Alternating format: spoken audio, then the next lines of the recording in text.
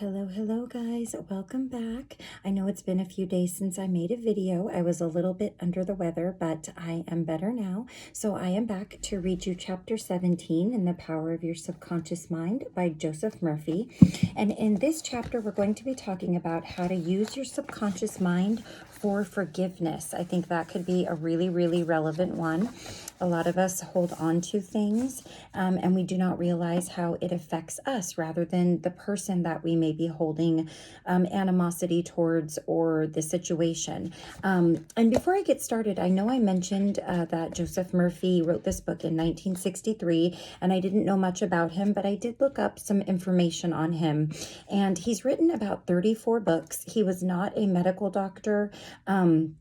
I think they called him a science and divine minister who, when he was popular and well known, was very revered in his field of study.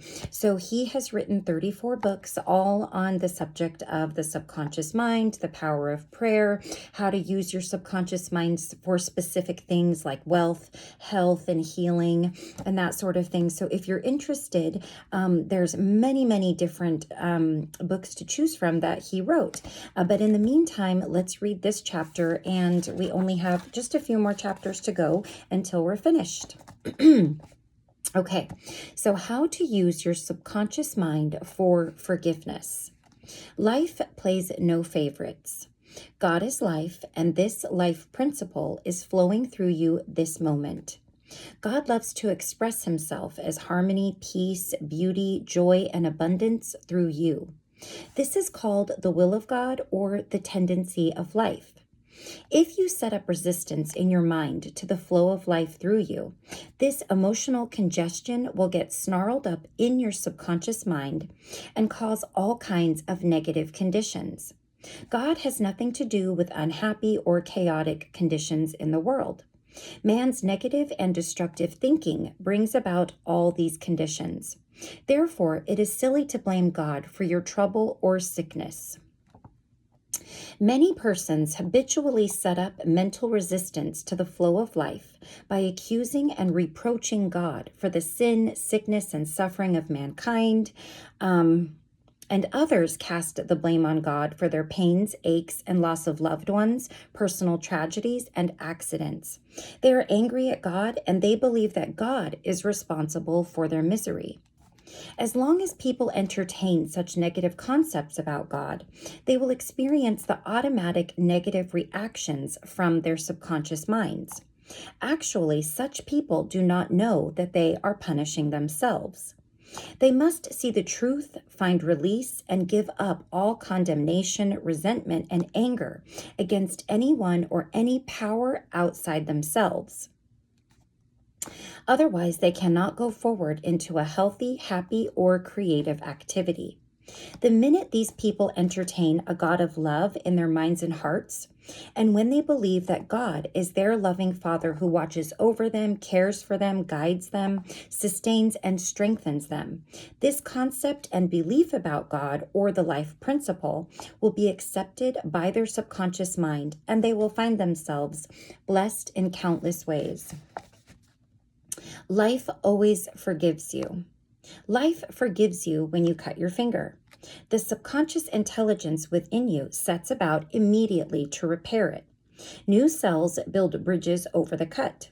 Should you take some tainted food by accident, life forgives you and causes you to regurgitate it in order to preserve you. If you burn your hand, the life principle reduces the edema and congestion and gives you new skin, tissue, and cells. Life holds no grudges against you, and it is always forgiving you. Life brings you back to health, vitality, harmony, and peace if you cooperate by thinking in harmony with nature. Negative, hurtful memories, bitterness, and ill will clutter up and impede the free flow of the life principle in you. How he banished that feeling of guilt. I knew a man who worked every night until about 1 o'clock in the morning. He paid no attention to his 2 boys or his wife. He was always too busy working hard. He thought people should pat him on the back because he was working so arduously and persistently past midnight every night. He had a blood pressure of over 200 and was full of guilt. Unconsciously, he proceeded to punish himself by hard work, and he completely ignored his children. A normal man does not do that. He is interested in his boys and in their development. He does not shut his wife out of his world. I explained to him why he was working so arduously. There is something eating you inside, otherwise you would not act this way. You are punishing yourself, and you have to learn to forgive yourself. He did have a deep sense of guilt. It was toward a brother. I explained to him that God was not punishing him, but that he was punishing himself. For example, if you misuse the laws of life, you will suffer accordingly. If you put your hand on a naked charged wire, you will get burned. The forces of nature are not evil. It is your use of them that determines whether they have a good or evil effect. Electricity is not evil. It depends on how you use it, whether to burn down a structure or light up a home. The only sin is ignorance of the law, and the only punishment is the automatic reaction of man's misuse of the law. If you misuse the principle of chemistry, you may blow up the office or the factory. If you strike your hand on a board, you may cause your hand to bleed. The board is not for that purpose. Its purpose may be to lean upon or to support your feet. This man realized that God does not condemn or punish anyone, and that all his suffering was due to the reaction of his subconscious mind to his own negative and destructive thinking. He had cheated his brother at one time, and the brother had now passed on. Still, he was full of remorse and guilt. I asked him, "Would you cheat your brother now?" He said no. "Did you feel you were justified at the time?" His reply was yes. "But you would not do it now." He added, "No, I am helping others to know how to live." I added the following comment. "You have a greater reason and understanding now. Forgiveness is to forgive yourself. Forgiveness is getting your thoughts in line with the divine law of harmony. Self-condemnation is called hell, or bondage and restriction. Forgiveness is called heaven, or harmony and peace." The burden of guilt and self-condemnation was lifted from his mind, and he had a complete healing. The doctor tested his blood pressure, and it had become normal. The explanation was the cure. A murderer learned to forgive himself. A man who murdered his brother in Europe visited me many years ago. He was suffering from great mental anguish and torture, believing that God must punish him. He explained that his brother had been having an affair with his wife, and that he had shot him on the spur of the moment. This had happened about 15 years previous to his interview with me. In the meantime, this man had married an American girl and had been blessed with 3 lovely children. He was in a position where he helped many people, and he was a transformed man.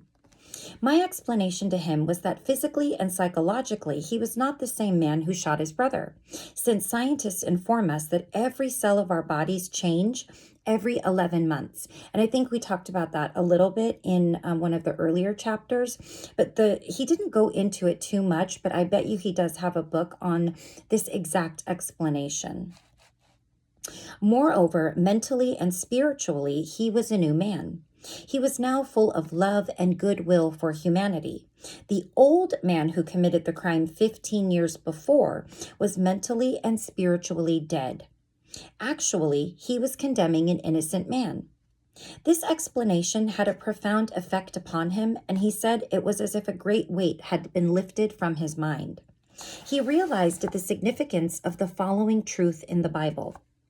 "Come now, let us reason together, saith the Lord. Though your sins be as scarlet, they shall be as white as snow. Though they be red like crimson, they shall be as wool." Isaiah 1:18. Criticism cannot hurt you without your consent. I think this is a really, really great one. A school teacher told me that one of her associates criticized a speech that she had given, saying to her that she spoke too fast, she swallowed some of her words, she couldn't be heard, and her diction was poor, and her speech ineffective. This teacher was furious and full of resentment toward her critic. She did admit to me that the criticisms were just. Her first reaction was really childish, and she agreed that the letter was really a blessing and a marvelous corrective.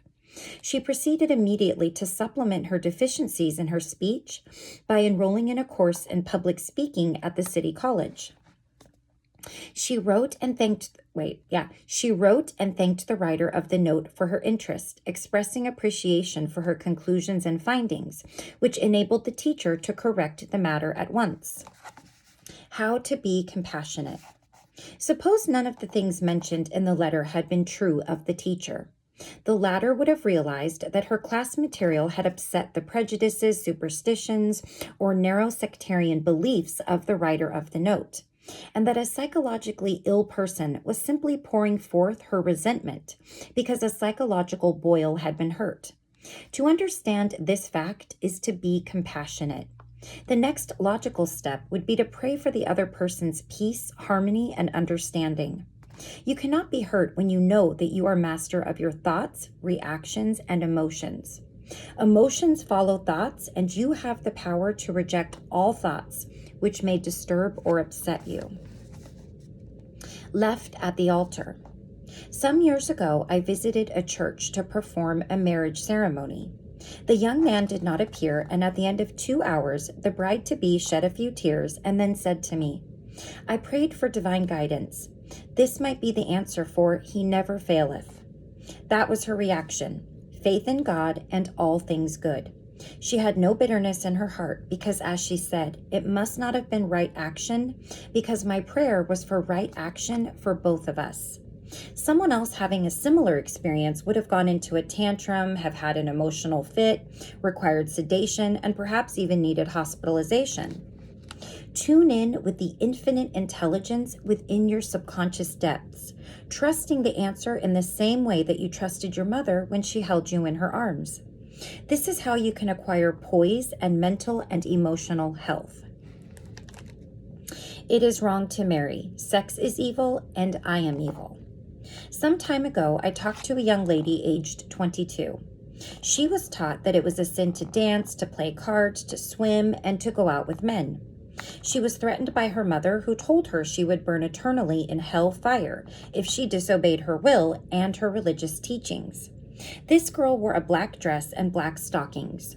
She wore no blush, lipstick, or any form of makeup because her mother said that these things were sinful. Her mother told her that all men were evil and that sex was of the devil and simply diabolic debauchery.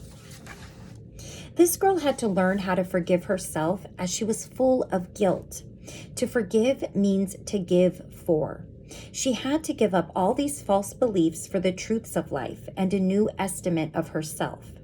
When she went out with young men in the office where she worked, she had a deep sense of guilt and thought that God would punish her.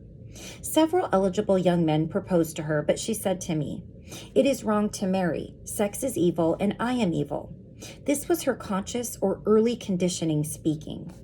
She came to me once weekly for about 10 weeks, and I taught her the workings of the conscious and subconscious mind as set forth in this book.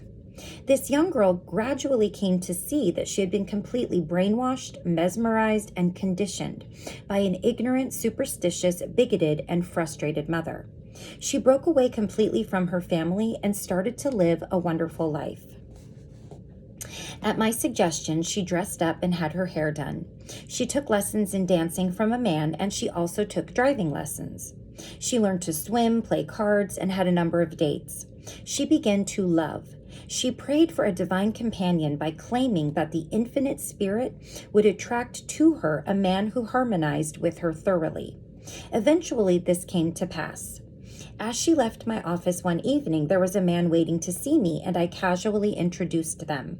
They are now married and harmonize with each other perfectly. Forgiveness is necessary for healing. And when ye stand praying, forgive, if ye have aught against any. Mark 11:25. Forgiveness of others is essential to mental peace and radiant health. You must forgive everyone who has ever hurt you if you want perfect health and happiness. Forgive yourself by getting your thoughts in harmony with divine law and order. You cannot really forgive yourself completely until you have forgiven others first. To refuse to forgive yourself is nothing more or less than spiritual pride or ignorance. In the psychosomatic field of medicine today, it is being constantly stressed that resentment, condemnation of others, remorse, and hostility are behind a host of maladies ranging from arthritis to cardiac disease. They point out that these sick people who were hurt, mistreated, deceived, or injured were full of resentment and hatred for those who hurt them. This caused inflamed and festering wounds in their subconscious minds. There is only one remedy.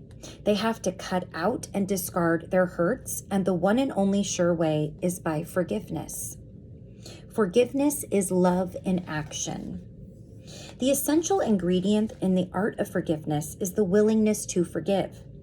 If you sincerely desire to forgive the other, you are 51% over the hurdle. I feel sure you know that to forgive the other does not necessarily mean that you like them or you want to associate with them.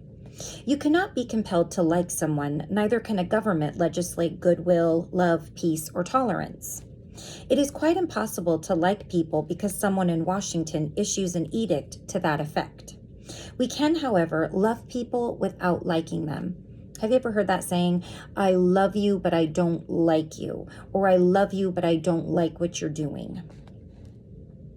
The Bible says, love ye one another. This anyone can do who really wants to do it. Love means that you wish for the other health, happiness, peace, joy, and all the blessings of life. There is only one prerequisite, and that is sincerity. You are not being magnanimous when you forgive. You are really being selfish, because what you wish for the other, you are actually wishing for yourself. That's big. The reason is that you are thinking it and you are feeling it. As you think and feel, so are you. Could anything be simpler than that? Techniques of forgiveness. The following is a simple method which works wonders in your life as you practice it. Quiet your mind, relax, and let go. Think of God and His love for you, and then affirm, I fully and freely forgive, mention the name of the offender. I release them mentally and spiritually. I completely forgive everything connected with the matter in question. I am free and he or she is free. It is a marvelous feeling. It is my day of general amnesty. I release anybody and everybody who has ever hurt me, and I wish for each and every one health, happiness, peace, and all the blessings of life. I do this freely, joyously, and lovingly. And whenever I think of the person or persons who hurt me, I say, I have released you and all the blessings of life are yours. I am free and you are free. It is wonderful. The great secret of true forgiveness is that once you have forgiven the person, it is unnecessary to repeat the prayer. Whenever the person comes to your mind or the particular hurt happens to enter your mind, wish the delinquent well and say, peace be to you. Do this as often as the thought enters your mind. You will find that after a few days, the thought of the person or experience will return less and less often until it fades into nothingness. The acid test for forgiveness. There is an acid test for gold. There is also an acid test for forgiveness. If I should tell you something wonderful about someone who has wronged you, cheated you, or defrauded you, and you sizzled at hearing the good news about this person, the roots of hatred would still be in your subconscious mind, playing havoc with you. Let us suppose you had a painful abscess on your jaw a year ago, and you told me about it. I would casually ask you if you had any pain now. You would automatically say, of course not. I have a memory of it, but no pain. That is the whole story. You may have a memory of the incident, but no sting or hurt anymore. This is the acid test, and you must meet it psychologically and spiritually. Otherwise, you are simply deceiving yourself and not practicing the true art of forgiveness. To understand all is to forgive all. When a man or a woman understands the creative law of their own mind, they cease to blame other people and conditions for making or marring their life. They know that their own thoughts and feelings create their destiny. Furthermore, they are aware that externals are not the causes and conditioners of their life and their experiences. To think that others can mar your happiness, that you are the footfall of a cruel fate, that you must oppose and fight others for a living, all these and others like them are untenable when you understand that thoughts are things. The Bible says the same thing. For as a man thinketh in his heart, so is he. Proverbs 23:7. Okay, so here's the summary of your aids to forgiveness. Number 1, God or life is no respecter of persons. Life plays no favorites. Life or God seems to favor you when you align yourself with the principle of harmony, health, joy, and peace. Number 2, God or life never sends disease, sickness, accident, or suffering.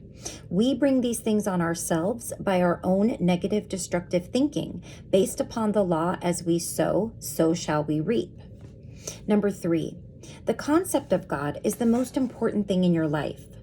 If you really believe in a God of love, your subconscious mind will respond in countless blessings to you. Believe in a God of love. Number 4, life or God holds no grudge against you. Life never condemns you. Life heals a severe cut on your hand. Life forgives you if you burn your finger. It reduces the edema and restores the part to wholeness and perfection. Number 5, your guilt complex is a false concept of God and life. God or life does not punish or judge you. You do this to yourself by your false beliefs, negative thinking, and self-condemnation. Number 6, God or life does not condemn or punish you. The forces of nature are not evil. The effect of their use depends on how you use the power within you. You can use electricity to kill someone or to light the house. You can use water to drown a child or quench their thirst. Good and evil come right back to the thought and purpose in a person's own mind. Number 7, God or life never punishes. Man punishes himself by his false concepts of God, life, and the universe. His thoughts are creative, and he creates his own misery. Number 8, if another criticizes you and these faults are within you, rejoice, give thanks, and appreciate the comments. This gives you the opportunity to correct the particular fault.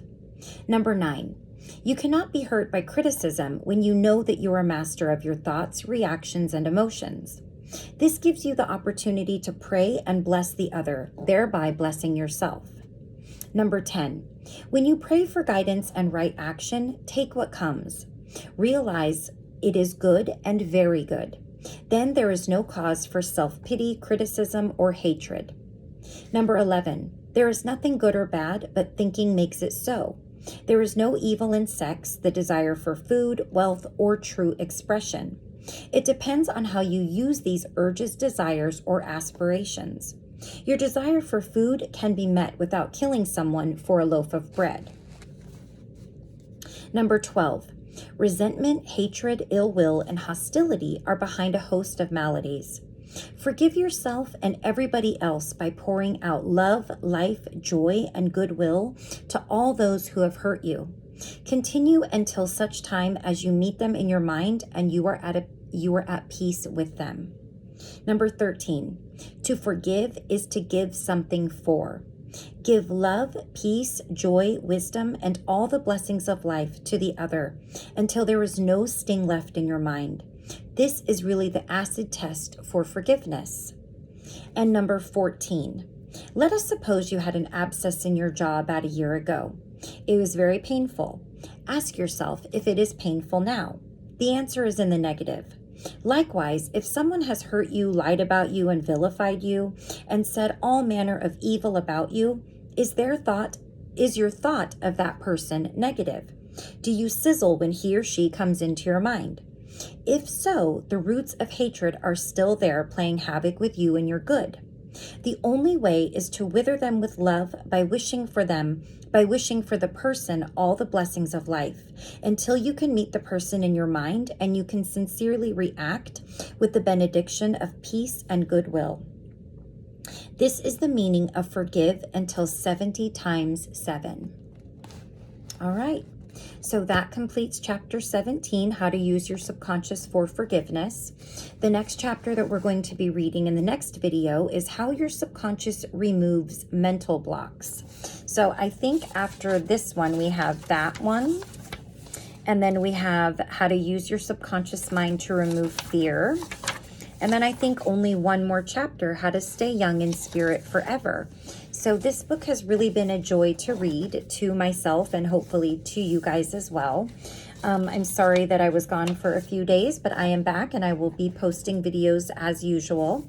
So thank you so much for joining me. And until next time, please take care of yourself and all of those around you. And I will see you very, very soon in the next video. Take care. Bye-bye.